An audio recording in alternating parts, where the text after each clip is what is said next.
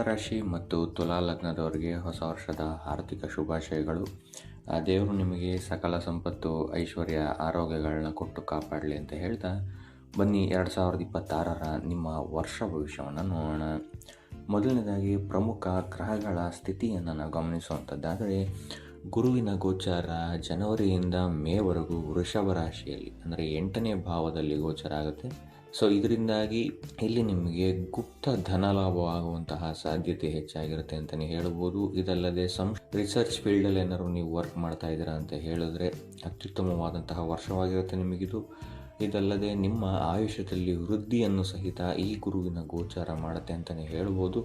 ಆದರೆ ಸಣ್ಣ ಪುಟ್ಟ ಆರೋಗ್ಯದ ಚಿಂತೆಗಳು ನಿಮ್ಮನ್ನು ಸ್ವಲ್ಪ ಕಾಡಬಹುದು. ಮೇಯ ನಂತರ ಮಿಥುನ ರಾಶಿಗೆ ಅಂದರೆ 9ನೇ ಭಾಗ್ಯ ಸ್ಥಾನದಲ್ಲಿ ಗೋಚರ ಆಗೋದ್ರಿಂದಾಗಿ ಇಲ್ಲಿ ನಿಮಗೆ ಭಾಗ್ಯದ ಸಪೋರ್ಟ್ ಮೇಯ ನಂತರ ಉತ್ತಮವಾಗಿ ಸಿಗುತ್ತೆ ಅಂತಲೇ ಹೇಳ್ಬೋದು.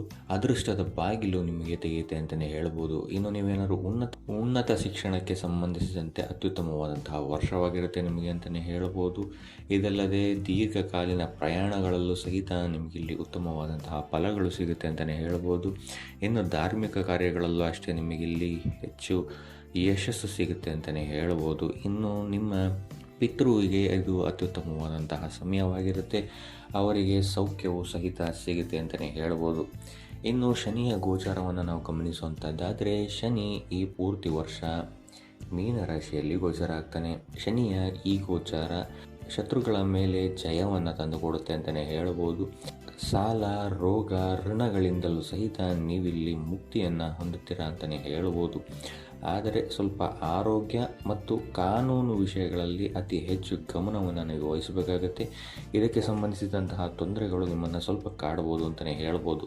ಇನ್ನು ರಾಹು ಮತ್ತು ಕೇತುವಿನ ಗೋಚರವನ್ನು ನಾವು ಗಮನಿಸುವಂಥದ್ದಾದರೆ, ರಾಹು 9ನೇ ಭಾವದಲ್ಲಿ ಗೋಚರ ಆಗ್ತಾನೆ. ಸೊ ಇದರಿಂದಾಗಿ ಇಲ್ಲಿ ನಿಮಗೆ ಆಕಸ್ಮಿಕವಾದಂತಹ ಖರ್ಚುಗಳು ಹೆಚ್ಚಾಗುತ್ತೆ ಅಂತಲೇ ಹೇಳ್ಬೋದು. ಇದಲ್ಲದೆ ಆರೋಗ್ಯಕ್ಕೆ ಸಂಬಂಧಿಸಿದಂತಹ ಸಣ್ಣ ಪುಟ್ಟ ತೊಂದರೆಗಳನ್ನು ಸಹಿತ ನಿಮಗಿಲ್ಲಿ ರಾಹುವಿನ ಈ ಗೋಚಾರ ನೀಡುತ್ತೆ ಅಂತಲೇ ಹೇಳ್ಬೋದು.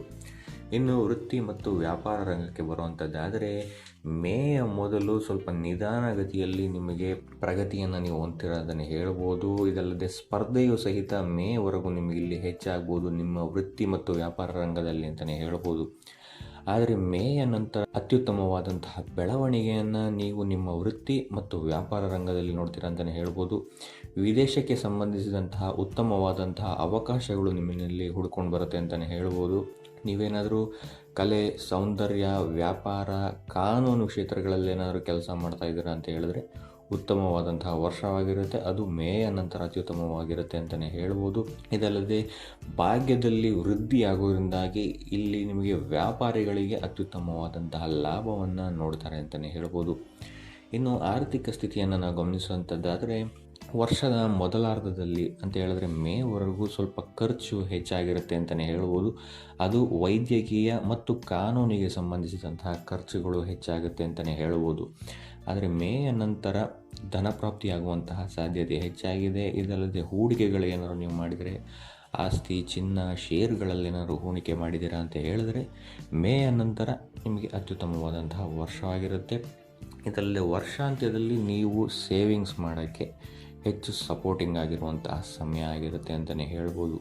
ಇನ್ನು ಪ್ರೇಮ ಮತ್ತು ದಾಂಪತ್ಯ ಜೀವನವನ್ನು ನಾವು ಗಮನಿಸುವಂಥದ್ದಾದರೆ, ಪ್ರೇಮಿಗಳಿಗೆ ಅತ್ಯುತ್ತಮವಾದಂತಹ ಸಮಯ ಇದಾಗಿರುತ್ತೆ.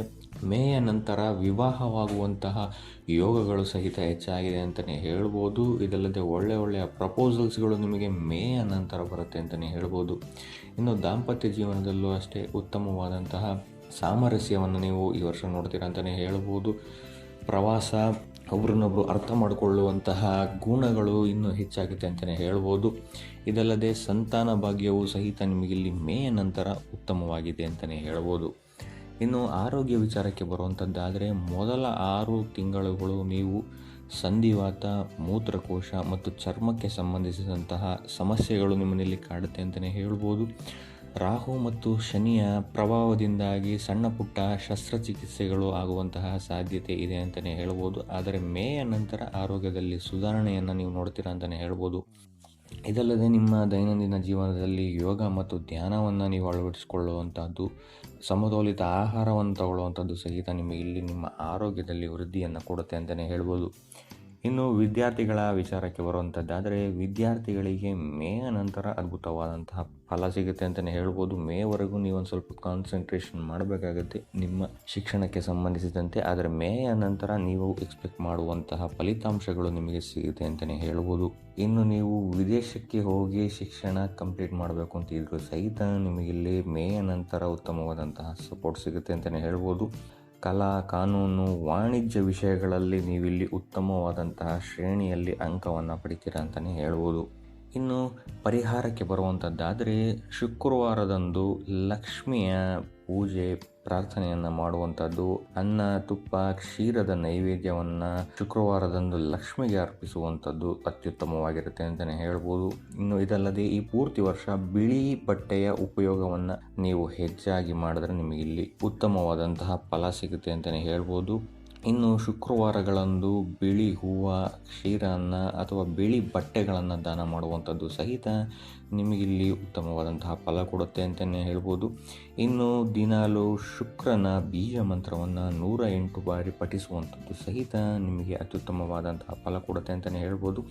ಇನ್ನು ಶನಿಯ ಸಾಡೆ ಸಾತಿಯಿಂದ ಪಾರಾಗಲು ನೀವು ಎಳ್ಳೆಣ್ಣೆಯನ್ನು ದಾನ ಮಾಡುವಂಥದ್ದು ಮತ್ತು ರಾಹುವಿನಿಂದ ಪರಿಹಾರಕ್ಕಾಗಿ ಶನಿವಾರದಂದು ದುರ್ಗೆ ದೇವಿಯ ಪೂಜೆಯನ್ನು ಮಾಡುವಂಥದ್ದು ಸಹಿತ ನಿಮಗಿಲ್ಲಿ ಉತ್ತಮವಾದಂತಹ ಫಲವನ್ನು ಕೊಡುತ್ತೆ ಅಂತಲೇ ಹೇಳ್ಬೋದು. ಸೊ ಒಟ್ಟಾರೆಯಾಗಿ ತುಲಾರಾಶಿಯವರಿಗೆ ಈ ವರ್ಷ ಮಿಶ್ರ ಫಲ ಅಂತಲೇ ಹೇಳ್ಬೋದು.